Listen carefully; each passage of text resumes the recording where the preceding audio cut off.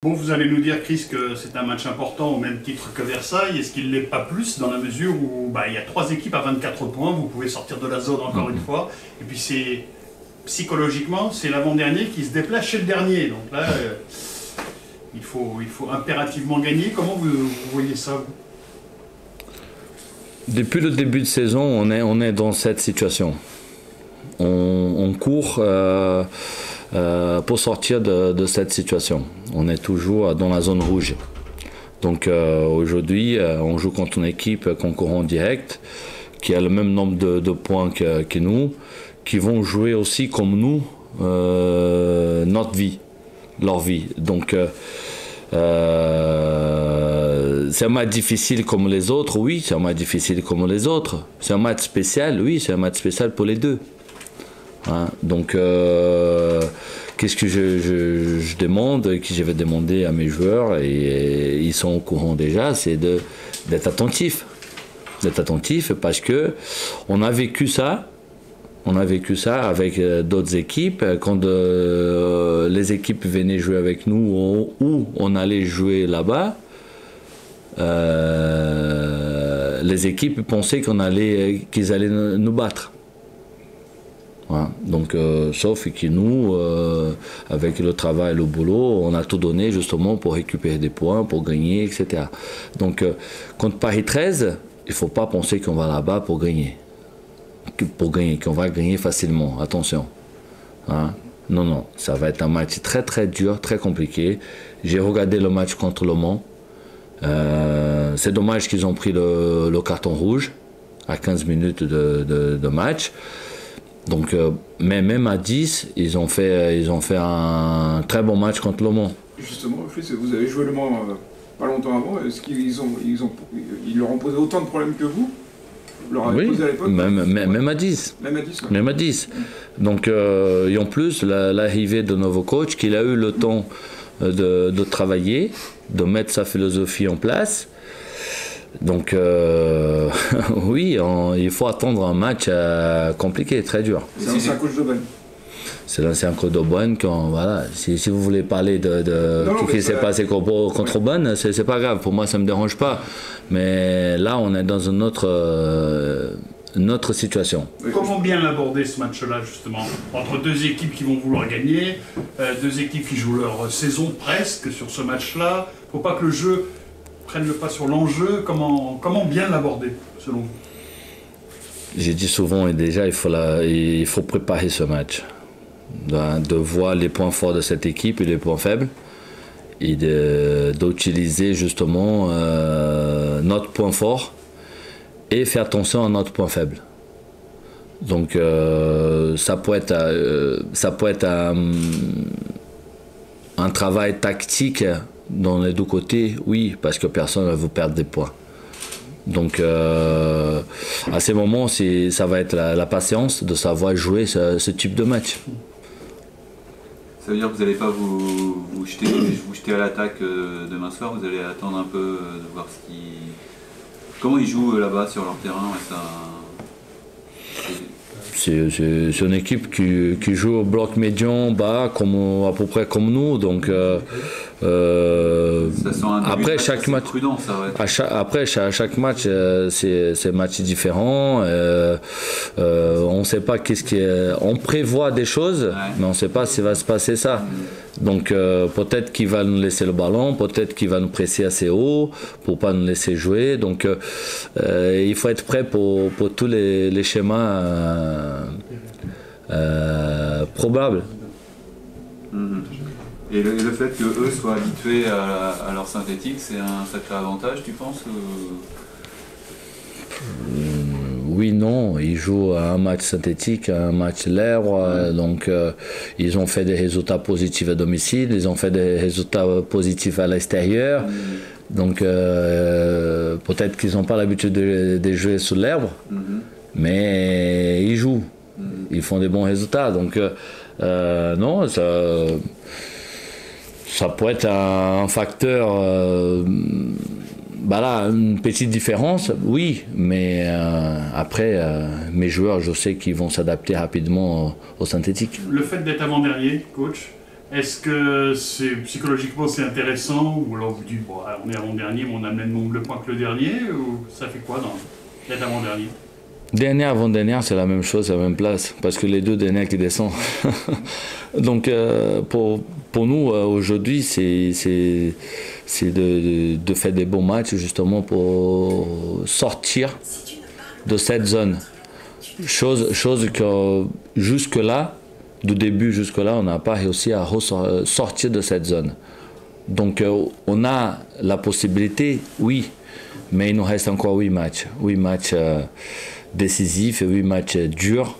Que ce soit avec Paris 13 qui est aujourd'hui dans la même situation que nous, que ce soit dans 2 semaines contre Nancy qui va jouer la montée. Donc tous les matchs, ça va être important aujourd'hui. 6 plus 1 plus 2. meilleur buteur avec Mamad, hein, je crois, 6 buts chacun. C'est ça. Dans quel état d'esprit vous allez là-bas? Vous dites que, comme le coach, ça va être compliqué, alors qu'on vous sent épanoui, vous en particulier, mais également le groupe. Même si vous avez été mené 2-0, vous êtes revenu à 2-2 contre Versailles. Dans quel état d'esprit vous allez là-bas?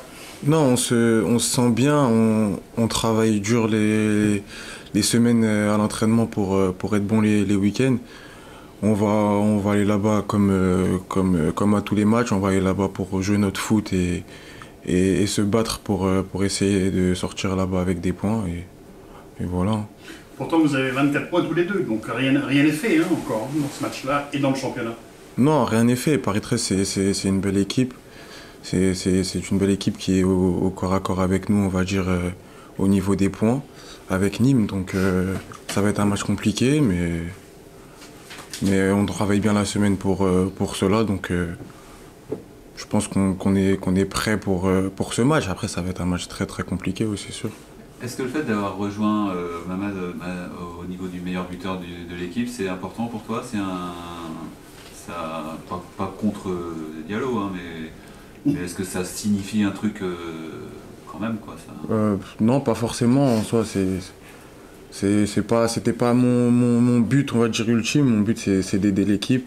Aujourd'hui, oui, je suis au même niveau de but que Mamad. C'est clair que ça fait du bien, mais c'était pas une obsession pour moi. Parce qu'en avançant, il a aussi besoin de statistiques quand même. Donc, quand tu es le meilleur buteur de son équipe, tu as des statistiques, évidemment. Oui, c'est sûr que ça fait du bien pour la confiance et pour l'équipe.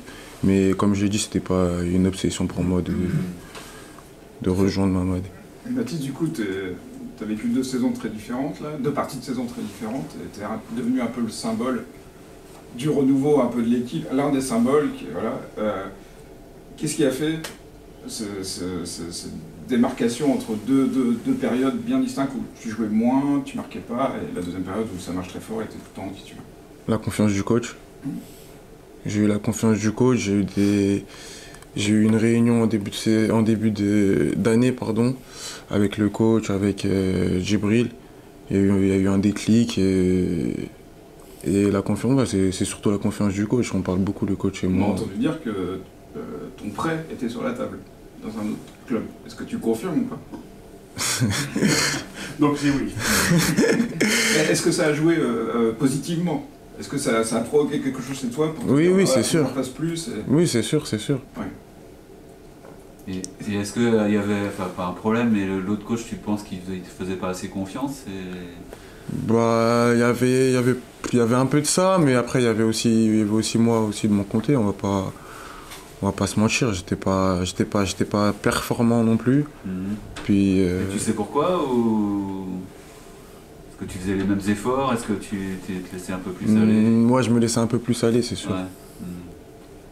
Qu'est-ce qu'il t'a dit le coach, sans trop dévoiler, mais bon, une remise en cause, il t'a dit mais t'as des capacités, qu'est-ce que tu fais? Pourquoi tu les exploites pas? Qu'est-ce qui s'est passé? Qu'est-ce qu'il vous a dit? Bah, en fait, le coach, il a confiance en moi, donc je me dis que je suis obligé de lui rendre la confiance sur le terrain.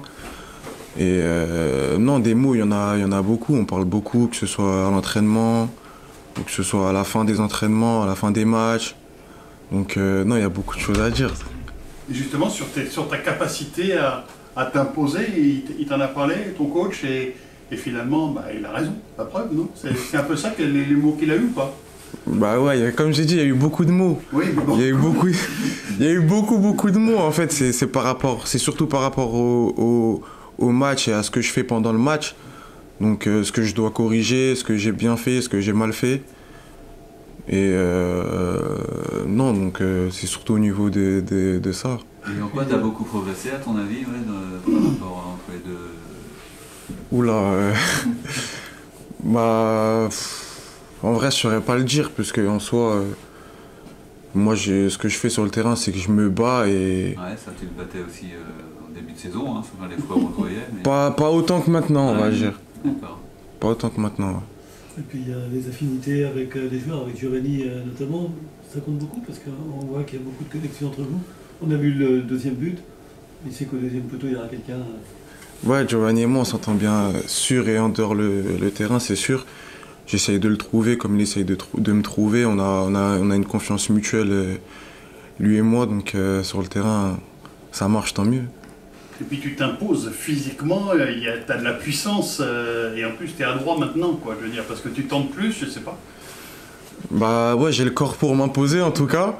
Après, non, c'est sûr que je dois travailler un peu plus sur quelques aspects physiques, pardon. Mais oui, j'ai le corps pour m'imposer. Après, ça marche, tant mieux, comme j'ai dit. Et tu vas faire comme si le coach n'était pas là, mais tu préfères quel système avec Ferris derrière Versini et toi, ou avec 3 attaquants? Il est là, je peux pas le dire. Non, vraiment, j'ai aucun problème avec Félix, c'est son pote. Ouais. En vrai, j'ai aucun problème avec le système. Après, Est-ce que tu joues, non? Ouais. tant que je joue, j'ai aucun problème. Après, non, je m'entends bien. Je m'entends bien avec Joe devant, quand on est à 2 devant, avec que ce soit Ferris derrière ou Tyrone. Donc en soi, que ce soit à 3 devant ou à 2 devant, j'ai aucun problème avec ça. On arrive à jouer, que ce soit à 3 ou à 2 devant. Et Baptiste, on revient très loin, un peu en arrière. Quand tu arrives ici, si je me trompe pas, t'es à l'essai au début. T'es pas... Non. Non, je suis pas. Peut-être, c'est pour ça que je voulais être sûr. Non, t'es pas. Non, je suis pas à l'essai, Tu non. venais de hier. Non, je viens de Thonon et Vian. Ah oui, c'est ça. Ouais. Et on ne te connaissait pas trop. Est-ce que quand tu arrives ici l'été dernier, tu te dis t'aurais espéré avoir un parcours comme celui-ci, qui est un peu un parcours de révélation en fait? Bah oui, c'était mon but. C'était mon but, je suis venu ici pour jouer, pour être bon, faire des bons matchs, mettre des buts. Après, que ça aille... au début, ça a mal commencé, mais on va dire que c'est en train de bien prendre, et tant mieux. Ouais, tu t'es fait connaître à ce niveau-là quand même. Ouais, ça peut ouvrir des portes après, ici ou ailleurs. Hein, mais ça... Ouvrir des portes, je sais pas. Après, faut être bon sur le terrain, et on verra ce qui se passera ensuite et tout. T'es en fin de contrat, t'es comment là au niveau de ton contrat? Non, j'ai signé 2 ans. Moi. T'as